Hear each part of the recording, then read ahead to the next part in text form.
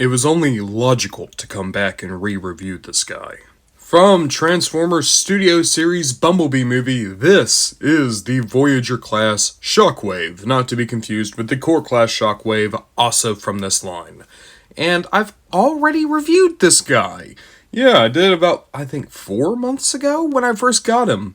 And it was not the most glowing of reviews, to be honest. And this guy's grown on me a lot since then. So I think it's important to go back and just give this guy another once over, now that I've had time to learn about some of the quirks to this mold, and have grown to really have an appreciation for it. When you first get Shockwave out of the box, you'll notice that he's one of those rare Shockwaves that actually has 2 hands. I suppose, at least for the toy of the Bumblebee movie continuity Shockwave, the gun hand is more of an option as opposed to an absolute. Past that, you'll notice the wonderful design here. Don't get me wrong, it's obviously a movie design. It looks great with your Bumblebee movie guys, it looks good with Bayverse even, but it also works for IDW, and Prime, and G1. This Shockwave was a loving homage, shall we say, to the Prime design, with a more G1ified head and proportions. And because of that, it's almost like a universal Shockwave. It doesn't look perfect with other collections, it doesn't look on point with a G1 shelf, or a Prime shelf, but it looks pretty close, good enough to act as a stand-in, absolutely. And on his own, he honestly looks incredible. The proportions here are great. Shockwave has a good, powerful appearance. He looks intelligent thanks to having a little bit of a slimmer build in some points, but his broad shoulders, big forearms, and massive thighs also make him look properly intimidating. Yeah, this guy could go a few rounds with Optimus and win. And past that, we gotta make the joke, don't we? He's thick in all the right places. The head and chest design are on point. I love the chest in general, the battle damage around it, the fact that they added the translucent plastic overlay, and then the head.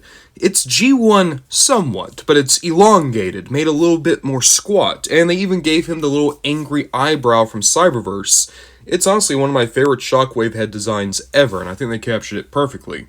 I love his little shoulder pylons here, and the battle damage on his actual shoulder armor, also just great. When I'm thinking of a modern Shockwave, like a Shockwave that I would like to see in my big blockbuster movie, this is a wonderful take on the guy.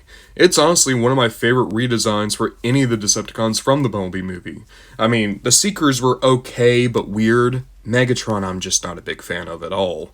And then Soundwave's good, but has some issues. Shockwave is right alongside Shatter and Dropkick as being some of the best design work I've ever seen for a Decepticon in the live-action movies. You also have great articulation on the go, so not only do you have a ball joint at the head that gives you a lot of motion, you have a universal at the shoulder that has a slight ratchet to it, which is incredible. You have a good single joint elbow that gives you just slightly past the 45, or the 90 I should say. You have a swivel at the wrist that can go in and out because of transformation. Waist swivel, universal at the hip, upper leg cut, a good knee, and down here we have back and forth and side to side at the foot. A Shockwave that can strike quite a few poses, no question. And if you want a little bit extra, he does come with an accessory, his gun. Now, the gun is actually kind of interesting, though admittedly in the first review I did for this guy, I totally misunderstood what you're supposed to do here. You see, there is a handle, that's more for tank mode, but he can hold it just like a normal gun. What you're supposed to do, however, is fold that back, have this fully extended, which, here, I didn't even have that fully extended to begin with, so let me fully extend it, like so, like the tank mode. And then, I'm going to fold back the hand, like so, and there's a peg here, there's a peg here, there's a port there. I'm going to put the gun in the port. It does take just a sec to line everything up. Here, 1 sec, guys. I just gotta, there we go. Had to get the right angle, and boom. That first review I did for this guy, I was complaining how the gun never looked right. It's because I was a dummy and didn't understand how it was supposed to work. With the gun properly mounted, it's perfect. It's the giant monster gun arm that we saw from the Bumblebee movie, and you can see the gun hose attaches to the back shoulder, also attaches here to the turret. If you think that's a little bit too long, which I understand a lot of people would, I did, that's why I kind of shrunk it down. Still looks really good, it just makes it a little bit more manageable, gives you a little bit more slack to mess with the gun hose. And either way, it's a great redo of the Shockwave gun hand. I will admit, I think I might have it on the wrong hand. I could be wrong, but I want to say in the Bumblebee movie, Shockwave had it on his right? I'm not too sure. It kind of switches up with Shockwave. Sometimes it's on the left, sometimes it's on the right. In any case, it always looks great. Getting Alternator Shock Blast in here, I'm going to admit something to you guys. Alternator Shock Blast is still my favorite Shockwave. This has come closer to dethroning him than any other Shockwave we reviewed. I don't know what it is, there's just something infinitely playable about this Shockwave. It's a Shockwave that I enjoy pulling down from the shelf and messing with more, because as much as I love the Alternator Shock Blast, he can be a little bit stiff, he can have a little bit of issues with his articulation. He might be the new Vice Chancellor of the Parliament of Shocks. In fact, let's make it official. Look at your new second-in-command. The Parliament of Shockwave grows larger by the day, and I have to say, Bumblebee movie Shockwave looks great with all the other Shockwaves we've collected so far. I do want to compare him with Shock Blart Mall Cop, just because I'm curious, but there's also the grand question. Can he hold Combiner Wars Shockwave? For the sake of comparison, here he is alongside my SDCC Prime Shockwave, and yeah, the two look incredible together. You can definitely see the inspiration from Prime in this guy. And then here he is alongside Shock Blart Mall Cop. And considering you are the new Vice Chancellor of the Parliament of Shockwave, I think it's only fair that you get to kick him in the teeth. Go on, Shockwave. Put the boots to him. Oh, he's gonna do... Yeah, sweet show music! Ah, yeah! Shows you for trying to be a cool and unique, interesting toy Shock Blart Mall Cop. Okay, so Shockwave's robot mode rules. We got that much. How's the tank mode?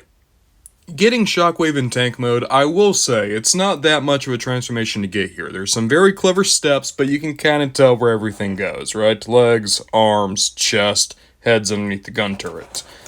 But I think this works. I've said it before, I'll say it again. Out of every Transformers character, if anyone's gonna phone in transformation, it's going to be Shockwave. He's not using this to disguise, he's not using this for mobility. Shockwave either wants to be able to fly, which is why he has a jet mode, or he wants to be able to transform into a bigger gun, shoot you, and then get back to robot mode. Shockwave, borderline, doesn't even need a vehicle mode. He hardly ever deals with it, so why even bother having it, unless it's for a utilitarian purpose, like shoot good. Now, that's why I'm okay with this tank. It's a simple transformation. He gets here, shoots you, gets back. You are able to pose the gun turret, which is nice. It looks good. The gun hose gives you a lot of slack to work with. And it can roll, kinda. Kinda, like I said. I like this guy a ton. I really, really do. I don't think he's the most impressive transformation ever, but again, for Shockwave, I never expect that from him, and I kind of don't want it from him either. I like him being so much of a utility player. There's just no denying it. I love my Bumblebee movie Shockwave.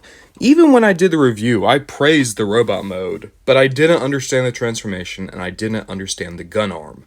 Now that I've had time and could actually figure that stuff out for myself, I like him even more. He's gone from being a good Shockwave to one of my favorite Shockwaves in my entire collection.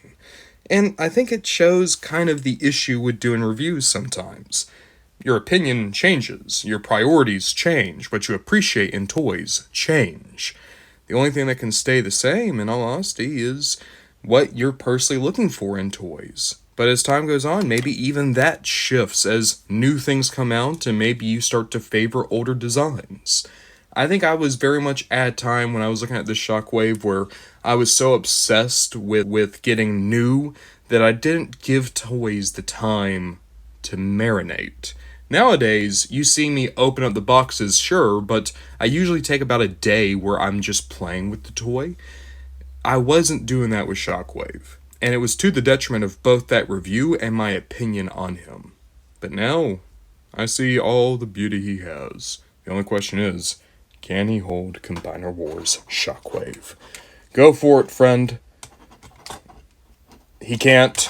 He can. It cheats. He cheats, but he can't do it. Okay. Well, you know what? Change your opinion. Garbage toy. Trash. Trash tier. Enjoy hanging out with Shock Blart. I'm just kidding. I still love you.